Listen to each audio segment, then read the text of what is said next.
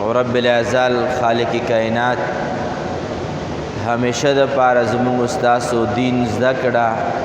په دین باندې مقبول منظور عمل نصیب فرمایي.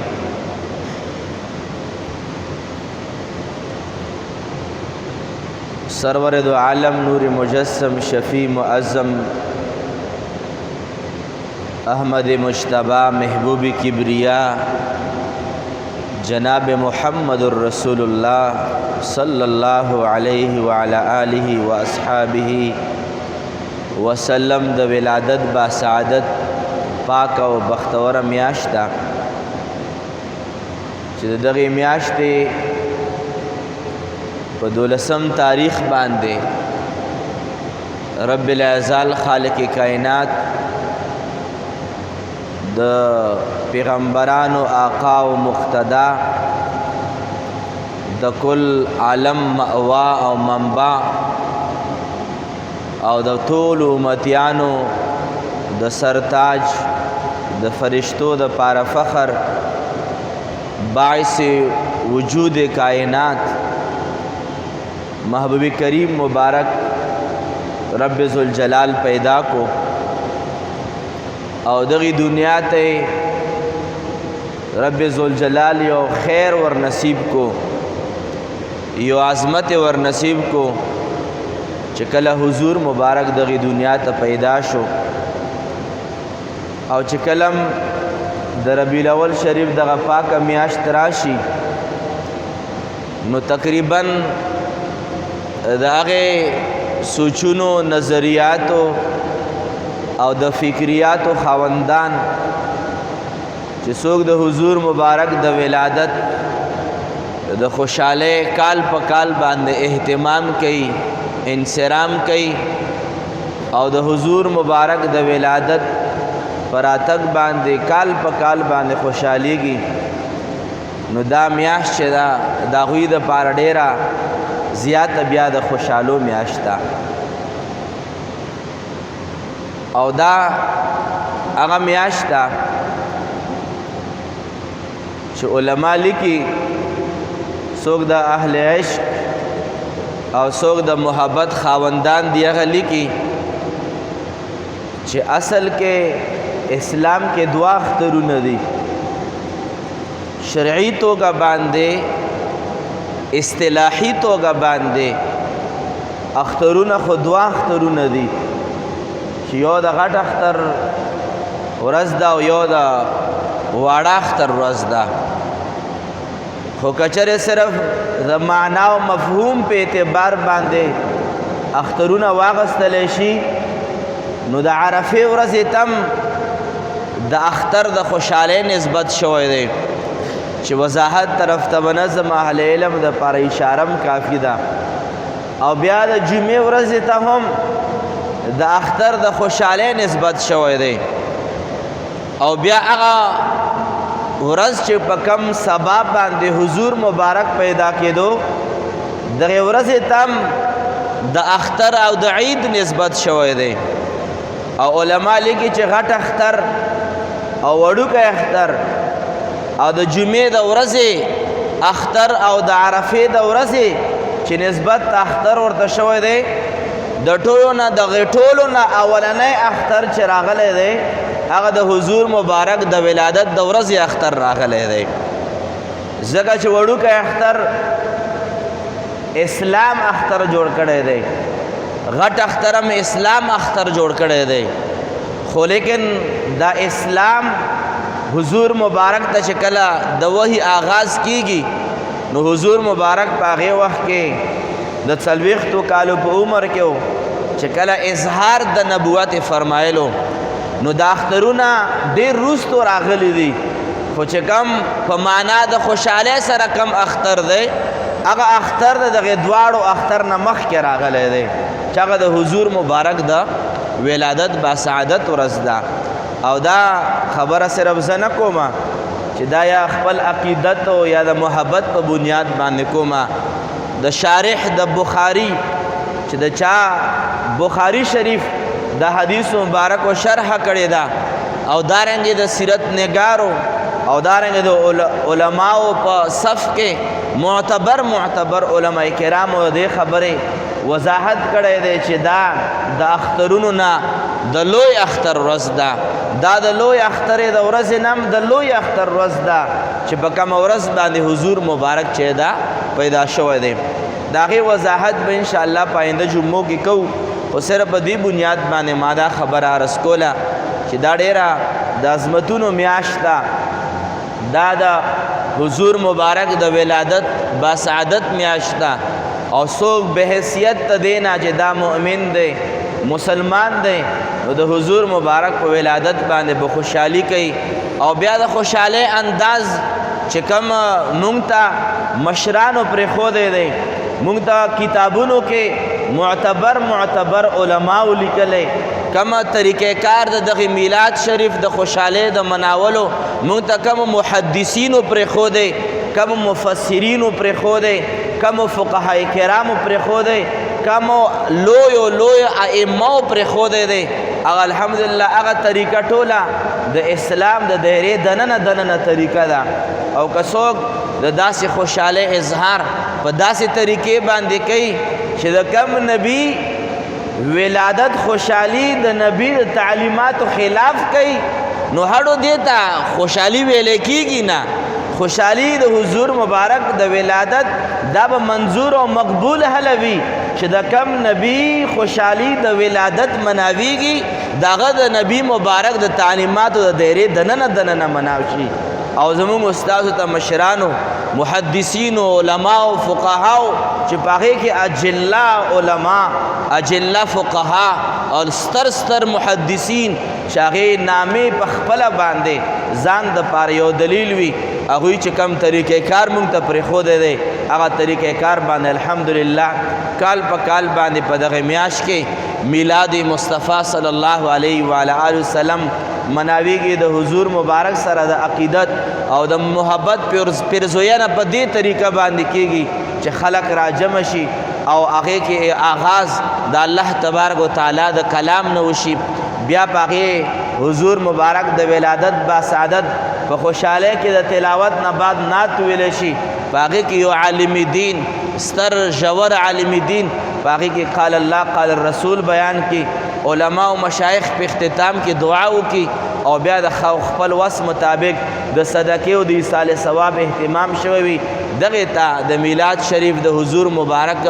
د ولادت د خوشحالۍ چې کومه طریقه ده په ډېرو طریقو کې یو طریقه دا هم ده. یاد ساتئ دا زمونږ د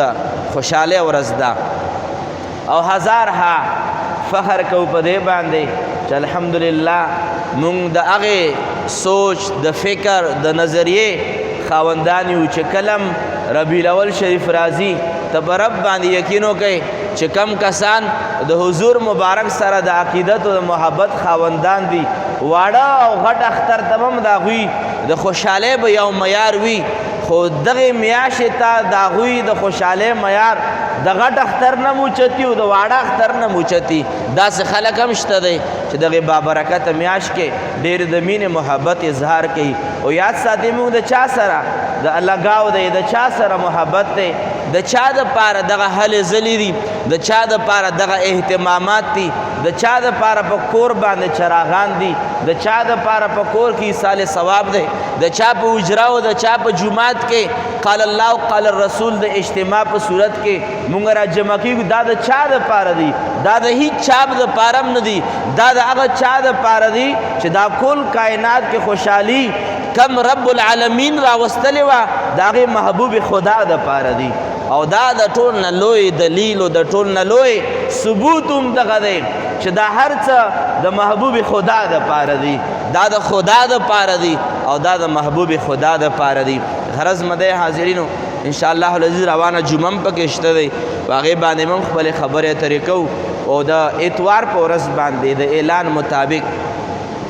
یو سبا نه بله ورځ اتوار دی، په روان اتوار باندې یعنې دې نه ورتېر اتوار باندې به د 12 ربیع الاول ورځې مبارک اهتمام کېږي انشاءالله. په روانه جمعه باندې به خبرې کېږي، خو بنیادي نقطه زه چې کوم عرض کول غواړم چې دا کوم مونږ استاسو اهتمامات کوو، دا مونږ استاسو په دغې پاکه میاشت کې د خپل عقیدت او د پیرزوینې چې کوم طریقې کار مو مستاس ته پاکو مشرانو علماو محدثینو پر خودی دی یا ساتې دا حقیقت کې د حضور مبارک حق دی په امت باندې چې حضور مبارک د حقوقو نه یو حق دا دی چې امتیان به خپل آقا او محبوب خدا به یادوي دا د حضور مبارک په امتیانو باندې حق دی او د هغې د حضور مبارک د یاد مختلفې طریقې دي درود شریف د حضور مبارک یاد دی حضور مبارک و درس د احادیثو درس تدریس د حدیثو مبارکو دا د حضور مبارک یاد دی د حضور مبارک چې روضه مبارک لال سلام لذي دام د حضور مبارک د یاد یو طریقه ده دارنګه د موږ استادو مختلف قسمه کچره غوتو پشبار باندې وشمارم بشمار طریقې دي د حضور مبارک د یاد خدا حضور مبارک د یاد یو طریقه د ډیرو طریقو نه دام ده چې د هغوی مبارک د ولادت میاشت راشي بس اسه ته خوشاله وي او د دې د وجه نه ته خوشاله وي چې دا هغه میاشت ده چې بده کې محبوب رب العالمین دغه دنیا ته ولادت با سعادت شوی او یاد ساتي د حضور مبارک ډیر حقوق دي ټول اولنې حق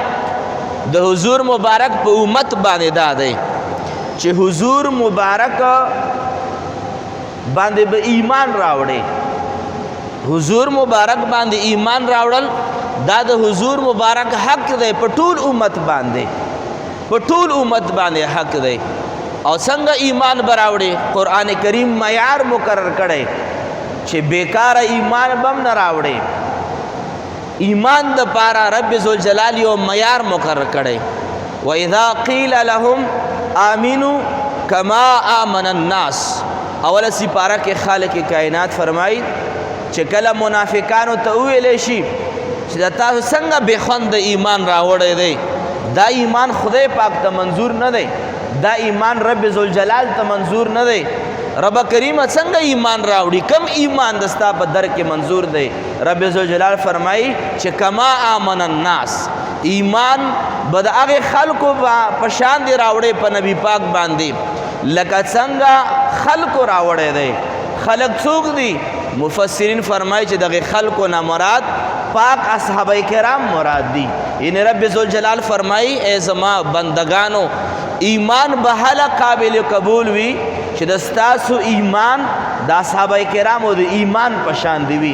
چې رب څنګه صحابه کرامو منلی د هغوی منل به الله په دربار کې هله قبول وي چې کله د دوی منل د رب العالمین داسې وي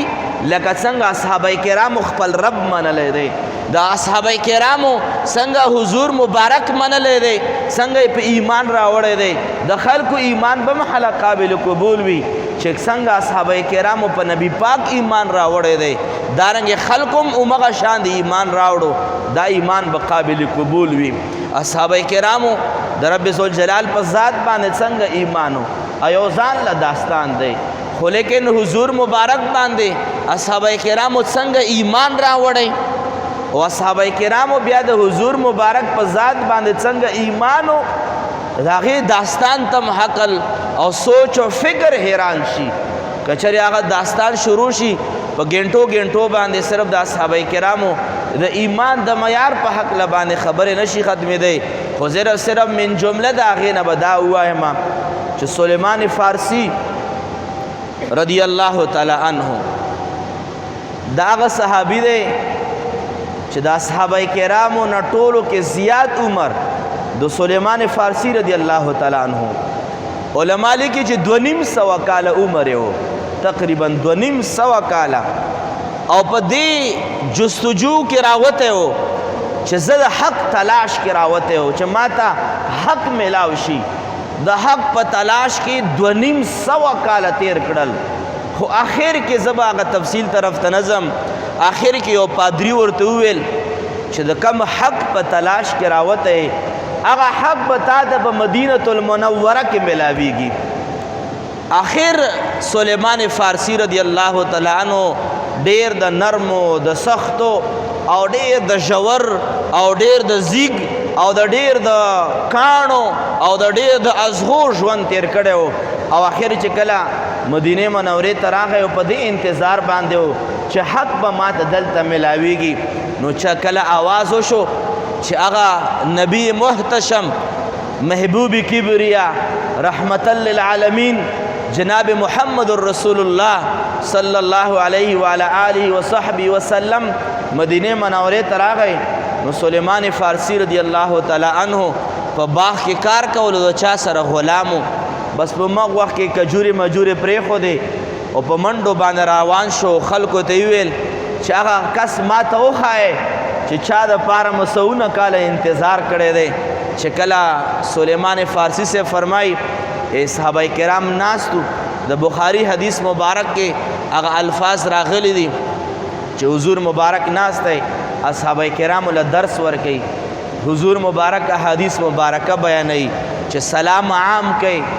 غرباو فقراو باندې، اطعام الطعام کوي غرباو له خوراکې ورکوي. دا حدیث مبارک ویلو چې په دې کې سلیمان فارسی سے فرمایي زه راغلم او ما چې کله حضور مبارک ولیدو نو ما په زړه کې 3 قسمه سوالاتو. هغه سوالات څه دي انشاءالله په موقع مناسبت سره به بیا بیانو. هغه سوالات چې د ما په زړه کې وو چې ما نبی پاک ته چې څنګه ورنږدې شوم ما ته سوالات هم بیان کړل، ما ته سوالاتو جوابات هم بیان کړل، ما له سوالاتو جوابات هم را کړل. سلیمان فارسی سے فرمایي چې ما عمر وخت کې اقرار داو کو چې دا نبی کې دی شي، خو چې سوالاتو جواباتو نه بعد میں ایمان راوړو. خو چې ما زړه ته کله کوشو نبی پاک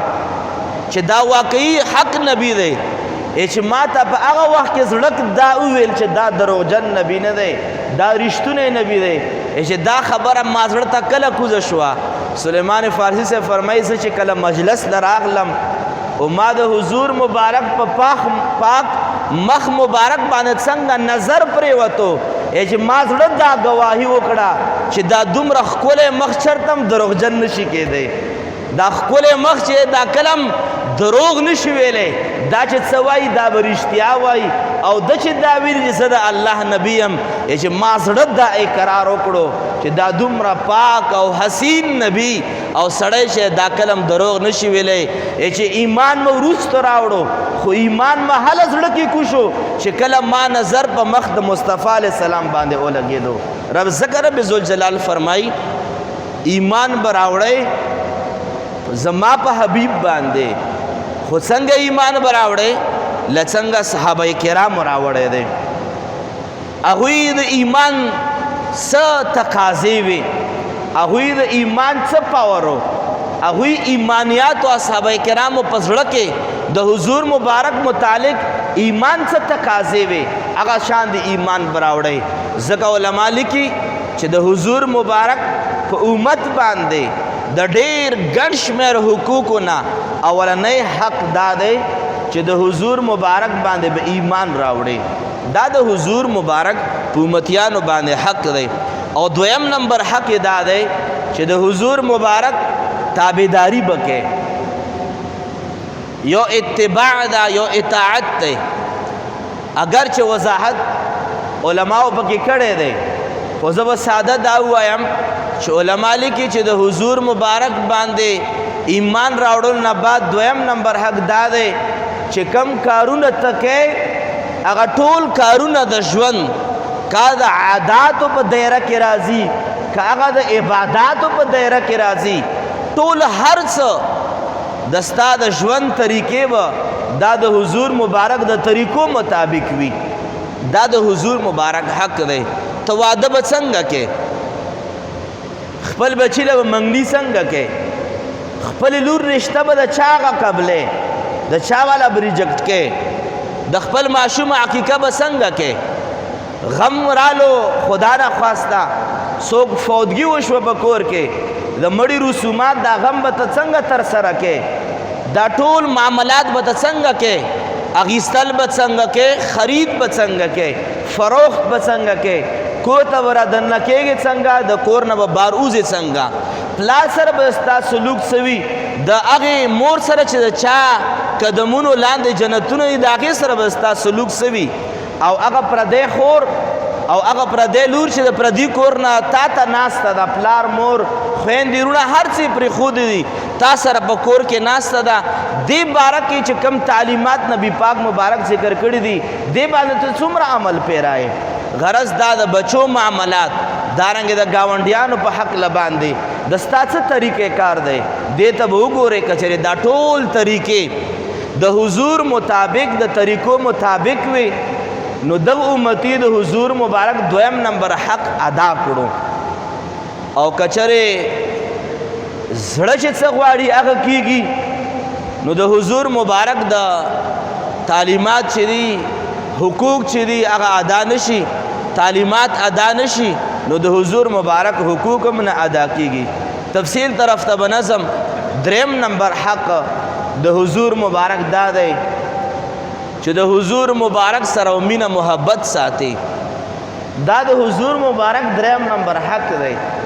حضور مبارک سره مینه ساتي څومره مینه به ساتي هغې کې مونږ ته الله او رسول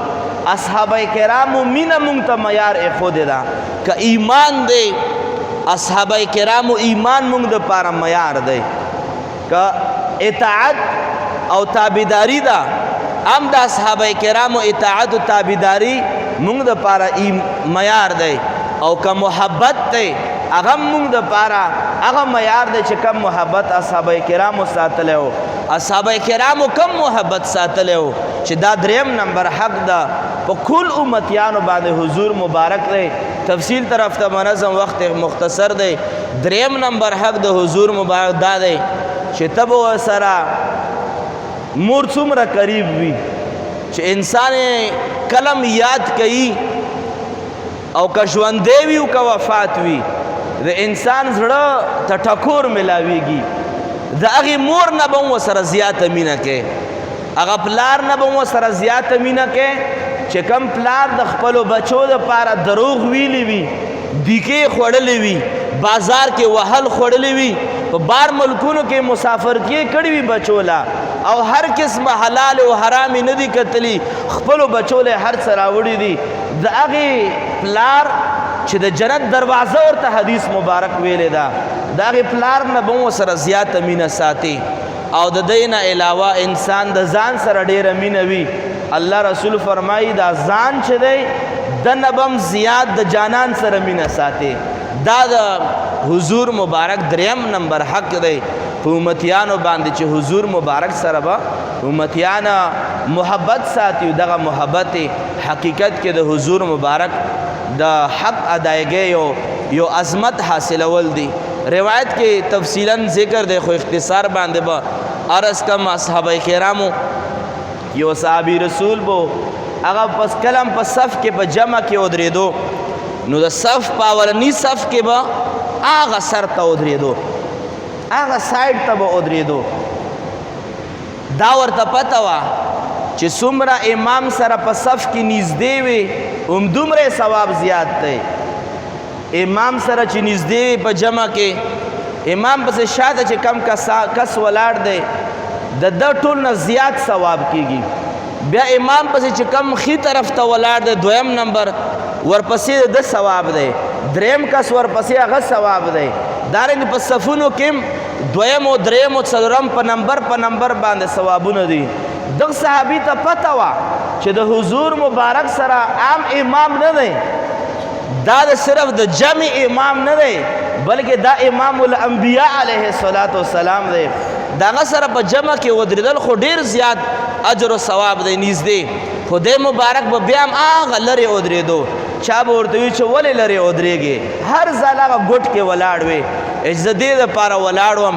زه چې کله هم په مانځه باندې ودرېږم ما ته حضور مبارک ډېر رایادېږي ځکه چې کله درس تدریس کې ورسره ناست حضور مبارک مخامخ وینو خو چې کله په جمع باندې ودرېږو نو جمع کې حضور مبارک قبلې ته مخ کي او مونږ ته شا کي نو ما ته حضور مبارک ښکاري نه په دا سایډ کې جمع باندې ځکه ودرېږم چې مونځ خدا ته کوم او دیدار د مصطفی علیه السلام کوم زه ځکه په سایډ باندې ودرېږم چې په جمع کې زه محبوب کریم مبارک مخ مبارک ته ګورم او د دې د وجې نه لرې ودرېږم چې کله سلام ګرځوي په جمع کې نو چې کله سلام را ګرځوي حضور مبارک مخ مبارک باندې زما نظر ولګېږي دا معیار دی د صحابه کرامو د محبت والا ځکه حضور مبارک حقوق ادایګي هر څوک وایي چې پلار ته ووایي چې تا څه حق دی بچو باندې یو دوه درې حقونه ورته په منډه باندې وایي که بچو ته ووایي چې تا پلار باندې څه حق دی بچو ته هم څه ناسه لږه ډېره پته وي چې پلار باندې مونږ څه حق دی ښه تعلیم به را باندې کوي روټۍ به را باندې خوري کور به را کوي دا دوه درې خو ورته زده دی که ښځې ته ووایي چې خاوند څه حق دی ټول ناول حق به ورته وایي چې مور کره مه پرېږدي او دا کوي او دا کوي او دا کوي ښځې ته هم لږ ډېر د خپلو حقوقو پته وي خاوند ته وي چې تا څه حقوق دي خاوند خو بیا ځان نه پورا لالا جوړ کیا درته یو 12-14 حقوق وایي چې ما په ښځه باندې دا حقوق دي خو لیکن ډېر بدقسمتي به زه دا ووایم چې هر چاته د خپلو حقوقو په حوالې باندې څه نه څه آګاهي شته خو چې دا ټول حقوق کمې هستې مونږ ته ښودلي دي د هغې هستې څه حقوق دي په امت باندې دې په حوالې باندې لا علمي زیاته ده دې په حوالې باندې زه وایم چې یو جهالت قسمه خور دی چې حضور مبارک په مونږ باندې څه حقوق دي هغې حقوق یې اولنی حق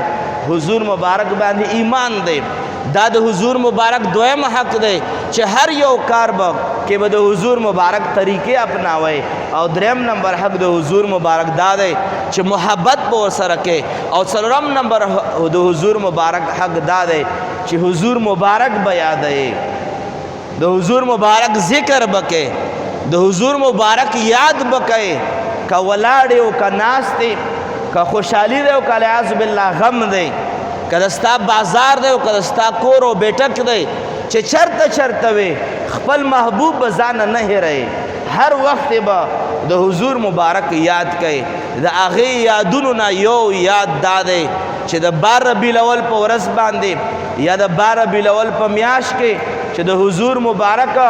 محافل میلاد کېږي د حضور مبارک یاد کېږي د حضور مبارک ذکر او ثنا کېږي د حضور مبارک په شان کې علما کلمات وایي د حضور مبارک په شان کې نعتخوانی کېږي د حضور مبارک د ولادت په ورځ باندې په کور کې خلک صدقات کوي دا د حضور مبارک هغه حقوقو نه یو حق دا چې حضور مبارک به یادوي او د هغې یاد مختلفې طریقې دي یو طریقه دا هم ده چې د حضور مبارک په ولادت په میاشت کې خلک د حضور مبارک یاد وکړي موږ ستاسو دلته ناست یو او د چا یاد زه کوم او د کمې هستې یاد تاسو اورئ یاد ساتئ دا د هغه مبارک حق دی چې هغه مبارک به یادو او په دې موضوع باندې به په روانه جمعه باندې خبرې کوو خو صرف خپلې خبرې په دې جمله باندې زه ختمول غواړم هغه دا چې کچرې د یو 2-3 روپو ما او تا سره ښېګړه څوک وکړي څومره یادو چېرته کچرو عدالت کې چېرته اسپتال بازار کې یو کس را سره منډه ووهي او په یو مشکل نه مونږ وباسي نو ما ورته په مختلفو ځایونو کې یادو چې وایه چې ډېر ښه سړی دی یا والله چې فلان کلی کار کړی او مال هم کار کړی دی نو چې د یو 2-3 احساناتو په بنیاد باندې ته چې د چا یاد مجبوره کړی نو بیا هغه هستیم د یاد قابله ده چې یوازې په ما او تا باندې نه یوازې په انس او په جن باندې نه پس د خدا نه په کل مخلوقاتو باندې احسانات دي په ټول انسانانو باندې احسانات دي او څومره احسانات دي ته چې کمې ورځې باندې پیدا شوې او تا ساه اخیستل شروع کړل او د ستا د ساه د اخیستو نه بعد کله په غوږ کې تا ته عالم یا پلار یا چا درته اذان وکړو دغې اذان نه واخله تر اختتام د جنازې پورې چې څومره ساګانې تا واخیستې دغې زیاتو ساګانو نه زیات حقوق او یاد د هغه چا دي چې د چا په خاطر باندې کل کائنات پیدا شوي دي د چا د مبارک د وجود باسعود د وجې نه کل کائنات ته وجود ملاو دی د هغه مبارک بیا یاد پکار دی د کمې هسته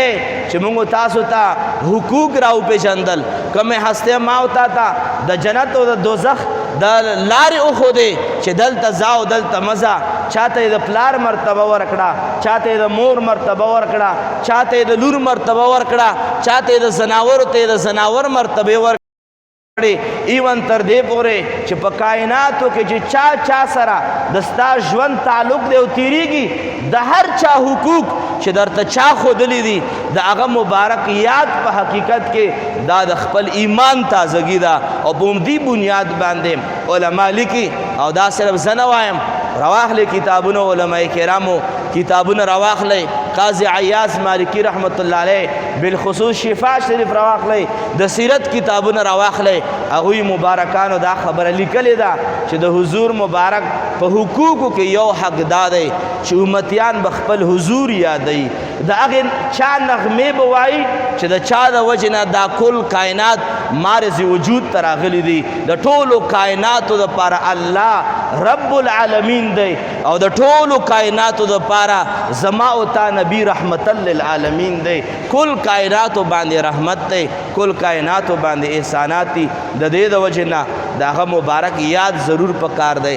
او بیا د ولادت په میاشت کې هم ضروریات پکار دی په دغه څلورم نمبر حق باندې به انشاءالله آینده جمعه کې خبرې کوو چې د حضور مبارک څلورم نمبر حق دا دی چې موږ هغه مبارک یاد کو څنګه یاد کو ولې یاد کو مزید خبرې به انشاءالله العزیز په روانه جمعه باندې کوو الله کریم خالق کائنات د موږ استاسو په حضور مبارک په یاد باندې دواړه جهانه ښایسته کړي او الله کریم د دغې خبرو باندې عمل کولو توفیق نصیب فرمایي وآخر دعوانا ان الحمد لله رب العالمین